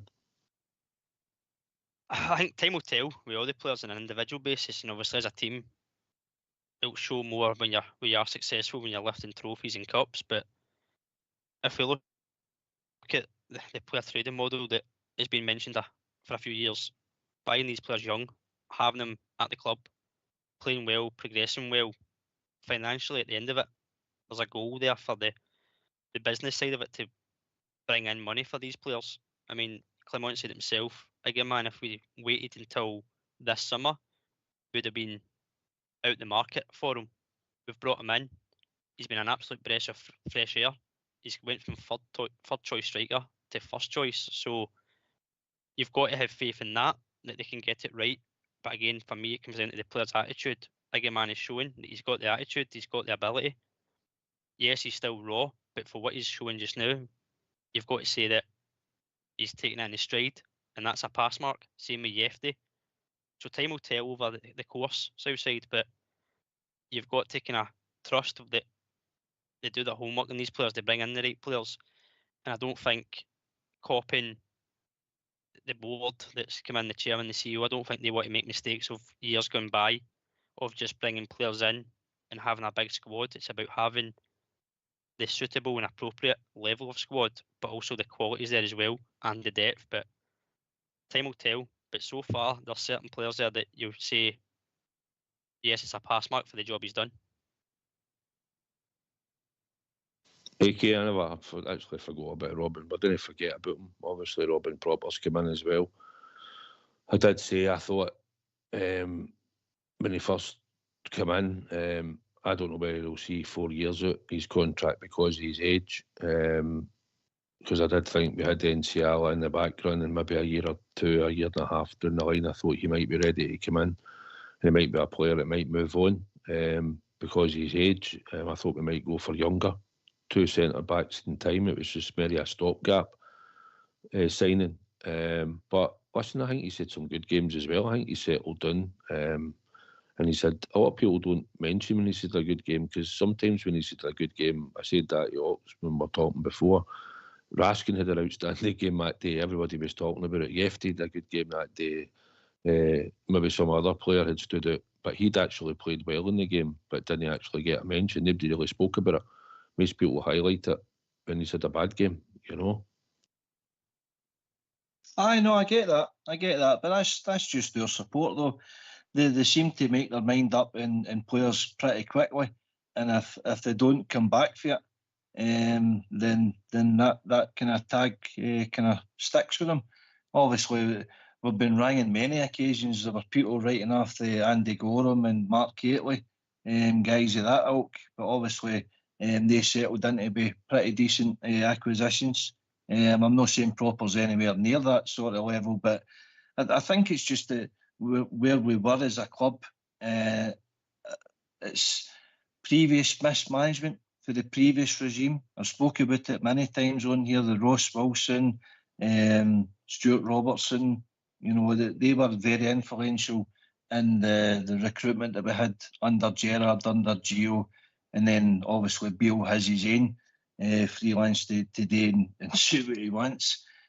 So I think a lot of the mismanagement for the players' contracts, what we were paying for them in wages, what we were paying for them in transfer fees, has put us in the financial predicament where we had to, downgrade in the transfer fee, downgrade on what we were paying out in wages, because we were subject to the FFP restrictions. And you just need to look right across Europe with all the big guns and all the money that's in all the clubs right across Europe. What's happening in the transfer front? We're more than 2 weeks into this window. I don't see many big moves, if any. The only moves that I do see is like, say, Haaland on a 9.5-year contract. I don't know if you've seen that. £230 million they're paying out for him. But they're no buying in anybody. So Coppin had to reduce Golson's wage, for example. I think he was estimated at like 30 grand a week, and Proper's maybe about 10, 12 grand a week. So that's the sort of line that we had to go down. He's offered the experience. He's been bullied in games earlier in the season, but I'm with you. I thought he played very well in the League Cup final. I thought he played very well at Ibrox against Celtic, and I thought he was comfortable in the game there on Wednesday at Aberdeen. So he's not perfect. I'm not saying he's perfect, but it was a downgrade in wage, but it was more important to the club and getting somebody in there with some sort of experience, because Balogun will not give you, like 10 games in a row, and Sterling will not give you 10 games in a row. Proper has, and Suter was before he got injured. So it's just the wheeling and dealing that we have to do now, pal. Well, you mentioned Tim Sterling. He seems to go under the radar with a lot of people. He seems to be always get some problem with trying to stay fit, Robert. And it is getting to the point, if he keeps it up, he'll more get a tag like Kemar Roofer or Robbie Matondo. I don't even think he's played 5 games on a bounce. It started and played 5 games on a bounce this year at all. It's been poor. It has, mate, and it's probably a player you'd probably not say would be your first choice if you had to ask which player you expect that to happen to. And the way he's built, I mean, he's got the speed, he's got the strength, he's got the power. So you'd expect him to be fit and fighting every week for you. And certainly, since he signed the contract extension, he was kind of left out the squad at times. He was on the bench, and then when he did play, he looked a bit rusty, whether he was carrying a knock. He's obviously been injured recently, but I don't know. I don't know if there's something just not right with him. An injury he's had to maybe play through the pain barrier that's set him back. Clement did say that he's took risks, whether Sterling was a risk, that he's played in games where he felt he had to play him because he didn't have anybody else. But I mean, as I say, it's a bit of a surprising one, because he does look the modern day athlete in terms of the pace, power and strength that he's got.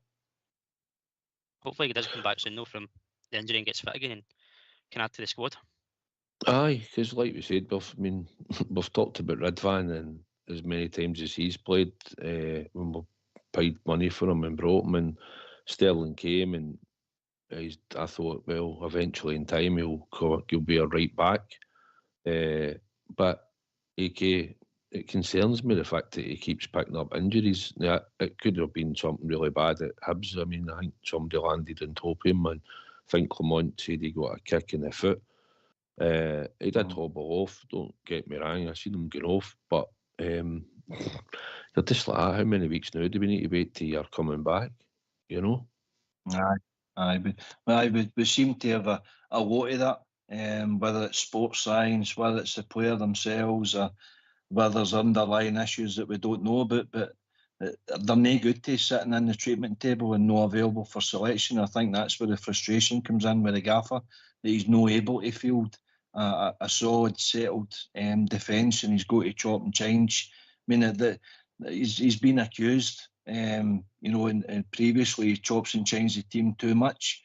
Well, maybe no, that's no all his fault, his doing. It's maybe the players. Czerny, for example, one of the games he felt tired, so to speak. He has played a lot of games, but it's down to the players. It's down to, I heard Barry Ferguson say it's not the first time he'll take a painkilling injection, but that might, affect him later in life. Derek Ferguson had them as well, and he's struggling with his knees. But this is what comes with wearing our jersey, and they guys will go that extra effort. They'll put themselves through the pain barrier. John Brown is another example where you've got foreigners coming in. They're not going to put their life or their future on the line the way they guys, because they're mercenaries, so to speak. They're just there for a wage. But as concerning a young guy like Sterling isn't playing the amount of games that he should be playing, and then you get Yefty coming in and playing all the games. So swings and roundabouts, that.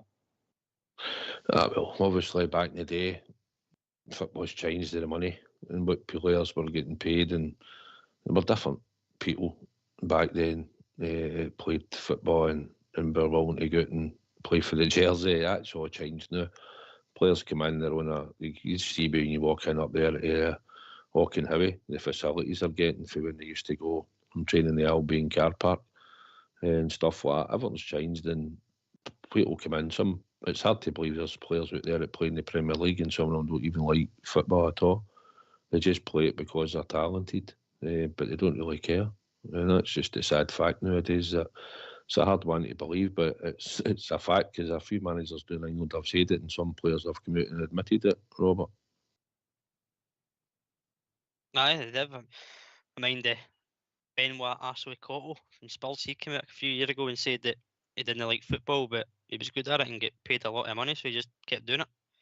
I think that's why sometimes when you see young boys come through the academy, they're a breath of fresh air, because they come into the squad and they're not playing for the money because they're on pennies.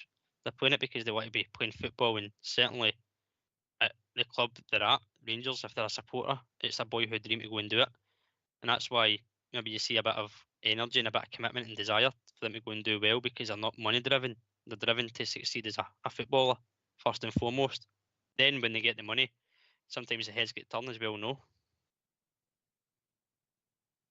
Aye, they get paid fortunes now. It's just a fact of life.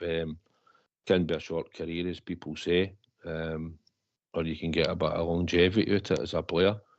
But either or, they get paid too much now. It's a fortune, but hopefully we'll get our wage structure into a bit of order going forward. And we'll see, as we've seen happening since last season. So hopefully players will come in the right type of money, and they'll play well for us, and we'll get success going forward. That's what we're looking for as a club and as a support. And it's back to winning ways, AK. It's so this year we've got Europe to look forward to. We've got a Scottish Cup to go for, and we've got points to win in the league and the league games, and we'll see where it takes us. We'll keep going. We'll keep going, because people's paid their season tickets, expecting to see wins and good performances. There's no robots you're watching. You're going to get abject performances and poor results. That's football, but it's trying to get a consistency. If you want to win a league, you need to be winning at least 85 to 90% of games away from home. That's just a fact. Our home games are no problem. Our European games are no problem. But once we sort that out, Southside, we'll be league challenging and hopefully winning the league. Right, well, we've came to that time, so I'd like to thank you two guys personally for sharing right with. I've thoroughly enjoyed it. Robert? Aye, good to be on with yourself, mate, and AK. No place better than here on a Friday night, let me tell you. Hopefully a good performance on Sunday. Hopefully it's injury free. Obviously a massive game come Thursday, so good to see the players get a chance on Sunday, go showcase what they can do and get a win in the next round. And look forward to an exciting Thursday in Europe. But give us a score prediction before you go. 4-0. 4-0. AK? Is that just at half time, Rob? Aye, no. That's, overall, mate, that's when the foot comes off the pedal and the subs are made. No, I enjoyed the show, being on with yourself and Rob there tonight. Thanks to everybody that listens in there. I hope you enjoyed it. Looking forward to Sunday myself, mate. It's going to be quite an emotional day for us, going with my father, my boy again. So it's good to see the Rangers back at Ibrox. Hopefully we score. I'm going for a 6-0 victory. Aye, that'll be me. 6-0, all right. I'd like to thank you two guys for helping us out tonight. It's thoroughly appreciated. It was good to do the show. I'd like to thank everybody out there on the YouTube channel, all the loyal troops out there listening to the show all the time. I'd like to thank them for listening in, and also people on Facebook. And also thank Old School Blue and Fox, because without them there is no show. So I hope you've enjoyed this evening. I'm going for a 6 or a 7-0 victory to the Rangers. So as always, there's only one team and one crown. Take it away, Fox.